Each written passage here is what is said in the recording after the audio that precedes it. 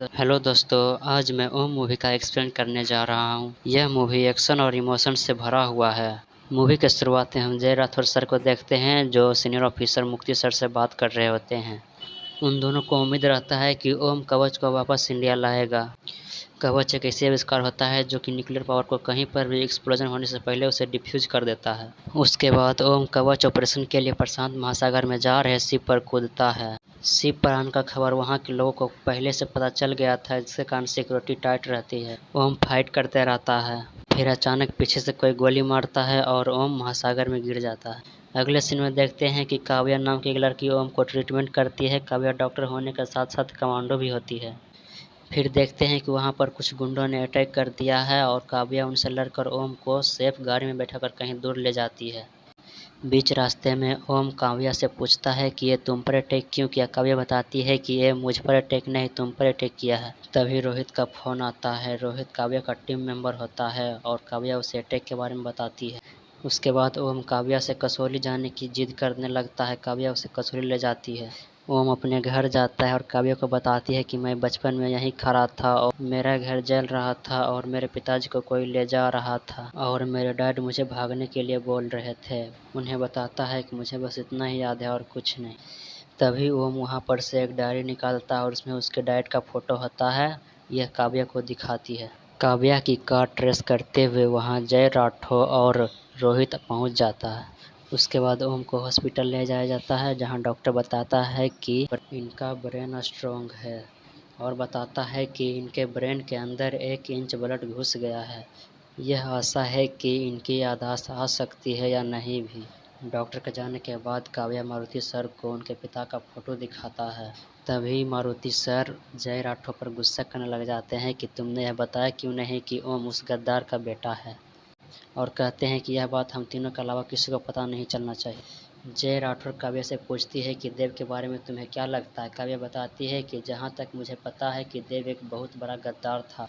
तभी जय बताता है कि मुझे नहीं लगता कि वह गद्दार है। फिर वह उनकी पिछले स्टोरी के बारे में बताता है। देव राष्ट्रपति भवन में एक बात रखते हैं कि सभी देश न्यूक्लियर पावर के बारे में बताते हैं, लेकिन उन्हें डिफ्यूज करने के बारे में कोई नहीं सोचता। जो हम करेंगे। देव उनका नाम कवच रखता है। फिर ओम के बारे में बताते हैं।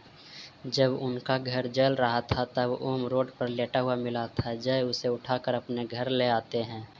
घर में उनका वाइफ उन्हें बच्चों की तरह उन्हें पालता है। वास्तव में उनका नाम ऋषि होता है। ओम जय राठौर के बेटे का नाम होता है। अगले दिन ऋषि के साथ पूछताछ किया जाता है कि तुम्हारे घर में आग कौन लगाया था। तभी वह बताता है कि मेरे पिता को कोई ले जा रहा था। डैड मुझे भागने के लिए बोल रहे थे, मुझे सिर्फ इतना ही पता है। तभी उससे जुड़ी एक केस और सामने आता है। एक सार्जन नाम का व्यक्ति बताता है कि देव ने ही अपने घर में आग लगाया था और इसका गवाह ऋषि को बनाएंगे। तभी उस सार्जन डरते हुए जय के घर आता है। मुझे बचा लो सर, यह बोलते हुए कहता है और वहाँ पर फायरिंग होता है, जिसके कारण सार्जन की मृत्यु हो जाती है और ओम ऋषि घायल हो जाते हैं। उसके बाद ओम और ऋषि को हॉस्पिटल ले जाता है, लेकिन ओम का मृत्यु हो जाता है। जब डेथ सर्टिफिकेट पर मरने वाले बच्चों का नाम पूछा जाता है तो जय की वाइफ ऋषि का नाम बताता है। इसके कारण तब से ऋषि को ओम के नाम से पुकारने लगता है।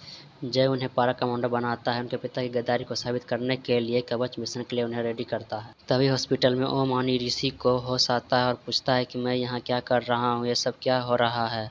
तभी जय उनके पिता देव के बारे में बताता है, लेकिन वह अपने बारे में नहीं बताता है। उसके बाद फिर ओम कवच मिशन के लिए रेडी होता है। फिर जब जय अपने घर जाता है तो उनकी वाइफ उनसे रिक्वेस्ट करता है ओम से मिलने के लिए। बहुत रिक्वेस्ट करने के बाद जय 5 मिनट के लिए मिलने के लिए कहता है। अगले दिन जय ओम को अपने घर लाता है, लेकिन ओम अपने माँ को नहीं पहचान पाता है। कुछ देर बात करने के बाद जय उसे गाड़ी में बैठने के लिए बोलता है। तभी उसे कुछ लोग किडनैप करके दूसरे जगह ले जाते हैं। यहाँ पर ओम को पीटा जाता है, लेकिन ओम तो पारा कमांडो होता है, इसलिए ओम उन लोगों से फाइट करने लगता है। लेकिन वहाँ पर जय आता है और बोलता है कि तुम रेडी हो कवच मिशन के लिए। अगले सीन में देखते हैं कि देव टेस्ट करता है कवच का कुछ विदेशी बिजनेसमैन के साथ। अगले सीन में ओम आनी ऋषि काव्या से अरसलान के बारे में पूछता है। उन्हें यह नाम याद रहने का कारण होता है कि काव्या इस नाम का जिक्र पहले एक बार कर चुकी होती है। काव्या बताती है कि हमारे टीम में 6 मेंबर थे, जिनमें से एक अरसलान भी था, जिसका मृत्यु हो गया था, और बताती है कि कवच से रिलेटेड एक मिशन पर भेजा गया था, जहां पर हम लोग सक्सेस हो गए थे। वो दिन हमारी टीम की आखिरी दिन था। फिर टीम को अलग कर दिया गया, जिसके कारण 3 का डेथ हो गया और तुम भी लापता थे, जिसके कारण जय राठौर सर इस मिशन को रोक दिया। उसके बाद अगले सीन में रोहित बताता है कि GS-87 के द्वारा यह पता चला है कि न्यूक्लियर पावर एक्टिव हुआ है, जिसे डिफ्यूज किया गया है। यहाँ से पता चलता है कि देव अभी भी जिंदा है, कवच के द्वारा यह सब किया गया है। उसके बाद काव्या ने ओम को उसके डैड के बारे में बता देता है, जो उन्हें बचपन में पाला पोसा था, यानी कि जय राठौर के बारे में। तभी देखते हैं कि वंदना मैडम ने इस मिशन को रोक दिया है, जिसके कारण की मूर्ति जय राठौर से कहता है कि यह मिशन अनऑफिशियली चालू रखेंगे। फिर ओम जय के घर पहुंचता है, जहां ओम जय से मिलता है और कहता है, मुझे आपसे एक सवाल पूछना था। लेकिन जय सवाल सुने बिना यह बताता है कि तुम्हारा डैड अभी जिंदा है, तभी तो कवच का इस्तेमाल हुआ है। लेकिन तभी ओम कहता है कि आपने मुझे बचपन से पाला और मुझे अपने बारे में नहीं बताया। तभी दोनों गले लगते हैं। गले लगते समय जय पर कोई गोली चला देता है, जिसके कारण जय की मृत्यु हो जाती है। फिर ओम अपने डैड यानी जय के चिता को जलाता है।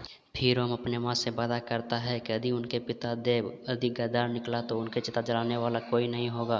तभी ओम को उसके माँ एक छोटा बॉक्स देता है जो जय ने दिया था। उसमें से एक पेन ड्राइव निकलता है, जिसमें जय एक मैसेज रिकॉर्ड किया रहता है। उस मैसेज में अरसलान जिंदा है, उनके पास पहुंचने का रास्ता बताता है। फिर वह तीनों अरसलान के पास पहुंच जाता है। अरसलान बताता है कि मेरा मृत्यु नहीं हुआ था, सिर्फ मेरा पैर जख्मी हुआ था। फिर अरसलान 3 इंटरनेशनल ब्लैक बिजनेसमैन के बारे में बताता है। वहाँ से उन्हें पता चलता है मार्क के बारे में, जो आर्मेनिया के सबसे बड़ा सिक्योर जेल में रहते हुए भी 3rd इंटरनेशनल ब्लैक मार्केट में नाम आता था। इसके कारण ओम को मार्क पर शक जाता है, उसे पकड़ने के लिए जेल की ओर जाता है और ओम को गाइड रोहित करता है। रोहित बताता है कि ट्रेलर जेल से निकल गया है, जिसके बाद ओम सी टनल के अंदर ही ट्रैक पर कूदता है और उससे फाइट करता है। उसी पर उसका पिता देव भी रहता है, जिसके कारण उसे किडनैप कर वह अपने पास ले आता है। ओम अपने पिता से कहता है कि आप गद्दार हैं, किसी के परवाह किए बिना अपना देश छोड़कर कवच के साथ दूसरे देश से डील कर रहे थे। ओम अपने फादर को गोली मारने वाला ही था। तभी काव्या बताती है कि तुम पर और जय राठौर सर पर गोली चलाने वाला मारुति था। तभी देव कहता है कि मैं गद्दार नहीं, मुझे यह सब करवाया गया है। तभी ओम अपने डैड को गोली नहीं मारता है और ओम कवच लाने के लिए वहां जाने लगता है। तभी उनके डैड ओम को वहां जाने से मना कर देता है, क्योंकि ओम के जाने से वहां सिक्योरिटी टाइट हो जाएगी, जिसके कारण कवच नहीं मिल पाएगा। तभी उनके पिता और काव्या साथ में जाती है। उसके बाद ओम पहुंचता है और उसके बाद लाजवाब फाइट होती है। तभी मूर्ति काव्या और अरसलान को गिरफ्तार कर लेता है, जिसके कारण ओम को पीटा जाता है। उसके बाद फिर अरसलान और काव्या यह बोलते हुए कि तुम्हें कवच देश ले जाना है, और बंदूक से गोली खुद को मार लेती है। तभी ओम गुस्से में फाइट करने लगता है, लेकिन काव्या जिंदा होती है और अरसलान की मृत्यु हो जाता है। उसके बाद वहाँ पर शानदार फाइट होती है। तभी उनका फादर वहाँ आता है और मूर्ति को गोली मार देता है। उसके बाद ओम का फादर देव ओम से गले मिलता है। गले मिलते ही एक गोली ओम को ही मार देता है। तभी ओम को वास्तव में पता चलता है कि उनके पिता गद्दार थे और उन्हें गोली मारकर वापस इंडिया आ जाता है। इसके बाद मूवी का अंत हो जाता है। प्लीज़ वीडियो को लाइक सब्सक्राइब करना ना भूलें।